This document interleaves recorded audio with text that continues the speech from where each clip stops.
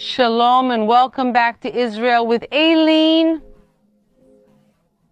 Today we are in Qumran in the middle of the Judean desert, and this is where the Dead Sea Scrolls were found.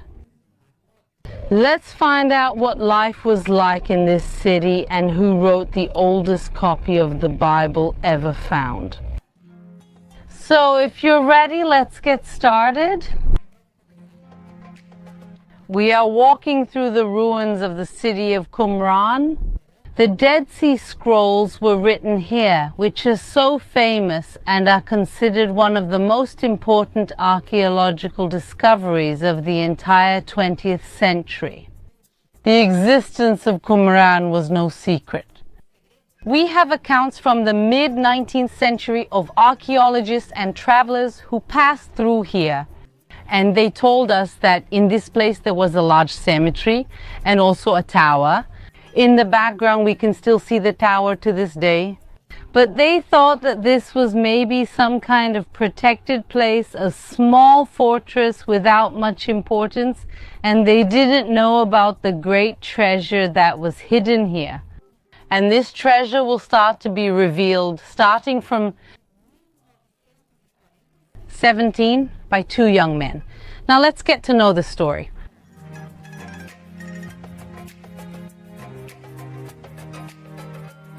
We are walking in the Judean desert, and here the climate is extremely inhospitable. Even though it's autumn, guys, it's hot here today. And in the summer, temperatures easily go above 40 degrees. And now, I don't know if you can see it, but the wind is starting to pick up here because in a little while a sandstorm will start too. Honestly, it's not an easy environment to live in at all. And despite that, we see here a city that was built more than 2,100 years ago, right in the middle of the desert. And the only water we can see here, we see it way in the distance, which is the Dead Sea. Because it's extremely salty, it's not used for drinking, daily activities, or even bathing. And that's why we wonder how people lived here 2,000 years ago, but also how people still live here today. Nowadays, there is still a population that lives here in the region. They are called the Bedouins, and they are a nomadic people, and they make their living by raising animals. So they walk here through the desert with their animals, looking for small places with bushes and grass the animals eat, and then they move on to the next place and the next place, and that's how they live this very different lifestyle. And in fact, two Bedouins are the protagonists of our great discovery.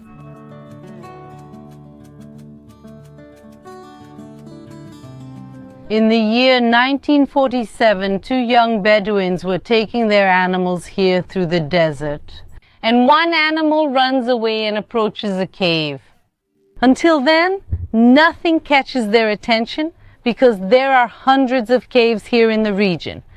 And like a good shepherd, he goes to that sheep, he goes to that animal to get it at the entrance of that cave. And when he goes to get the sheep, he finds two ancient jars, and he hopes maybe to find a great treasure, something valuable inside. He opens those jars, looks inside, and sees scrolls. For sure, he was a little disappointed, but little did he know that what he had found was much more valuable than any gold he could have had. He didn't know the value of what he had found, but he knew that old things are worth money. So he takes these jars with these scrolls, brings them to his tent, and later they go sell them at the illegal antiques market.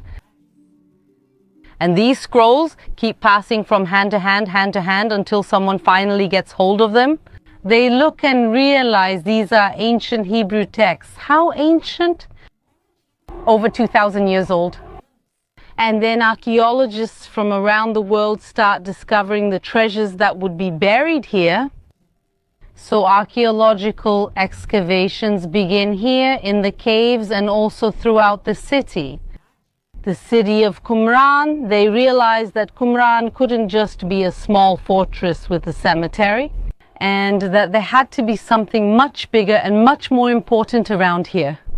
And really there was much more than they expected. They found in the caves, folks, more than 900 scrolls divided into thousands of pieces. And we're going to talk about those scrolls in just a little bit. But before that, I want to show you the city of Qumran, which was discovered thanks to the scrolls. And really, what was found here is amazing. Come with me and you'll be fascinated too. Let's go.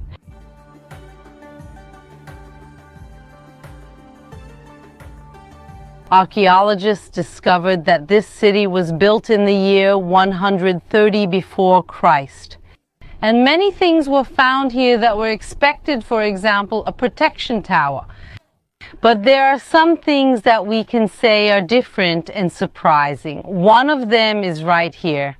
We see here a ritual bath.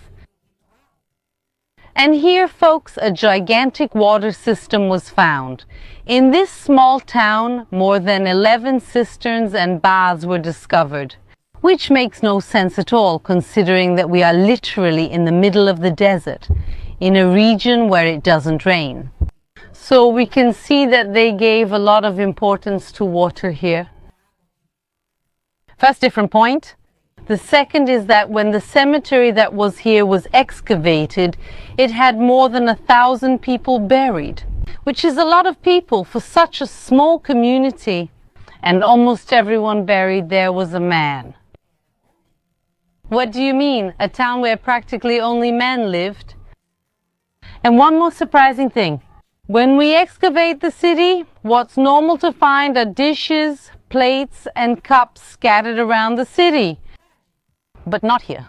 No dishes were found anywhere here except in this room, which we're going to see now.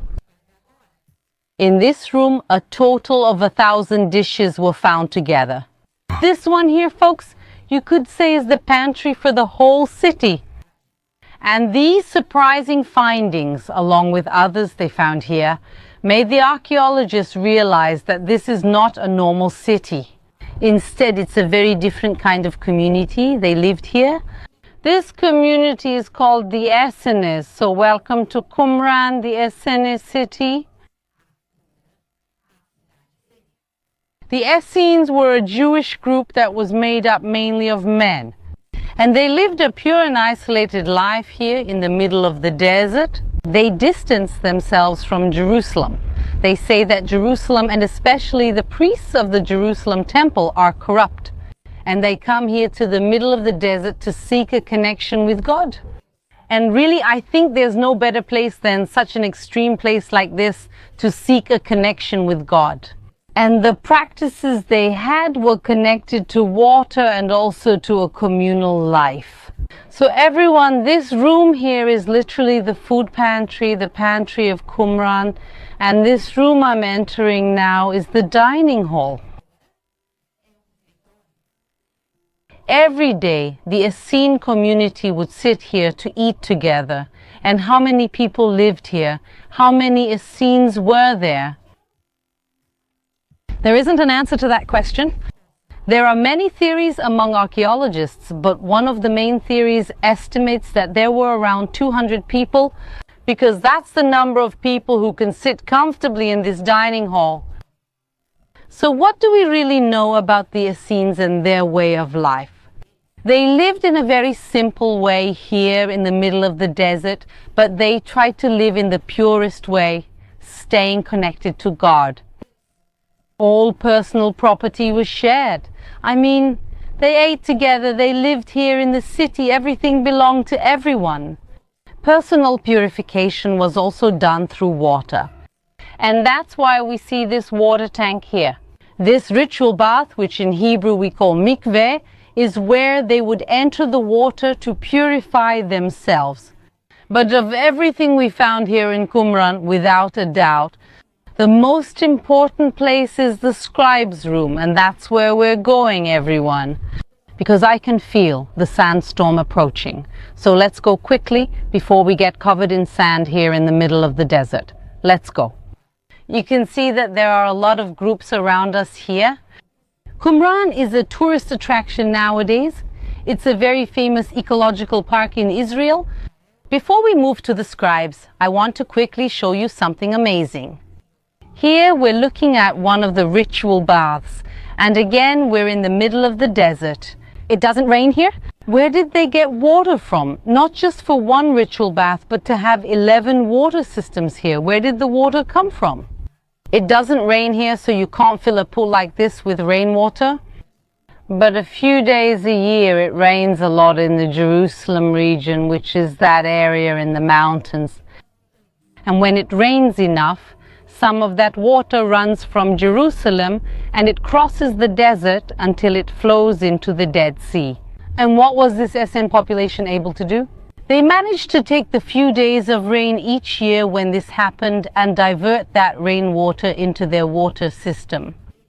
So everyone here, without a doubt, for them it was a spiritual purification, but not necessarily a physical one. Why? Imagine if water comes in here 2 or 3 days a year and they have the same 200 people using the same water system. In a few months, the water may not stay clean, and there's no guarantee this will occur every year.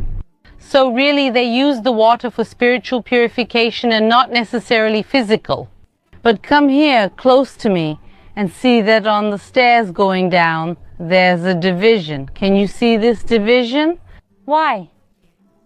A practical matter. Those who went down were considered impure, and those who went up were considered pure. And that's how they wanted to create division. People were descending on one side and ascending on the other. So here we see one of these ritual baths. But as promised, let's now go to the scribe's room. This is the most important room in all of Qumran. It is the scribe's room. What was found here during the excavations? They found along this room benches made of bricks covered with plaster, and in front tables. Because here the scribes would sit and write the scrolls. Another piece of archaeological evidence. They are small ink utensils that were found. But why is the room called the scribe's room and not the scrolls room? Because no scroll was found here, neither here nor anywhere in the city of Qumran. The more than 900 scrolls found, all without exception, were found in the caves. Why? Because in 66 AD, the Jews, tired of Roman oppression, are going to declare war, rebellion. And then the Romans will destroy Israel. They will start to destroy Israel from north to south, city after city. And 2 years later, in the year 68, the Essene community that was here in Qumran hears that the Romans are approaching and that the Romans plan to destroy all of Qumran. Imagine the fear of the Essene who was here with the jars full of scrolls. What did he have that was most sacred in this life? And he runs with these scrolls. He goes out this way. You can see the city walls. He heads toward the mountains. And we can see right here in front of us the caves. And he runs and spreads the scrolls among these caves. Those 2 young Bedouins by chance discover the first jar. And thanks to them, the excavations begin. City in the caves. And all this truth begins to come back to life. And here in the caves, 3 types of scrolls were hidden. The first are the biblical scrolls, personal. Here, a Bible over 2,000 years old was found. It is the oldest Hebrew Bible ever discovered in the world. It is almost 1,000 years older than the second oldest. So it really is very important for our faith. We can take a Bible that was found here, written 2,000 years ago, and compare it with the Bible we use to this day. When Jesus 2,000 years ago entered a synagogue and read Isaiah and quoted so many of the biblical prophets. How do we know that what he was reading is the same as what we read today? We know because we have a version from the time of Jesus that was found here, and that's why we can compare. But besides the biblical text, what else was found here? They found apocryphal books, books that were considered sacred by the Essenes and by the community that lived here, but that are not included in the Bible. Some of these books were lost and forgotten throughout history, like the Scroll of the Son of God, the Book of Melchizedek, the Book of Giants, the Testament of Levi, and many others. And we even have videos here on the channel talking about these books. I'll leave the link up here for you. And the third type of books that were found here are their own literature, books written and composed by the Essenes themselves. The most impressive among them is called The War of the Sons of Light Against the Sons of Darkness. It is an apocalyptic book, and it talks about this great battle. Who are the sons of light? The Essenes themselves. And that's the reason they live here, in the middle of the desert. Look where we are, everyone. They lived here because they wanted to be prepared for this great battle. And the battle really did come, but not in the way they expected. The Romans come, destroy the city, and wipe out the entire Essene community. And 2,000 years later, in a certain way, they have a small victory. That they as a group did not survive, but their texts have survived to this day. And it's truly a miracle how more than 900 scrolls have survived for over 2,000 years.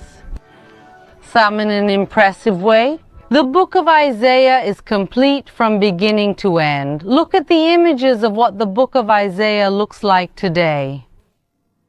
It's hard to believe this book is over 2,000 years old. So the Essenes, they won't have the victory they imagine, but they will bring victory through us through the confirmation of the Bible, through their texts. A big kiss and see you next time.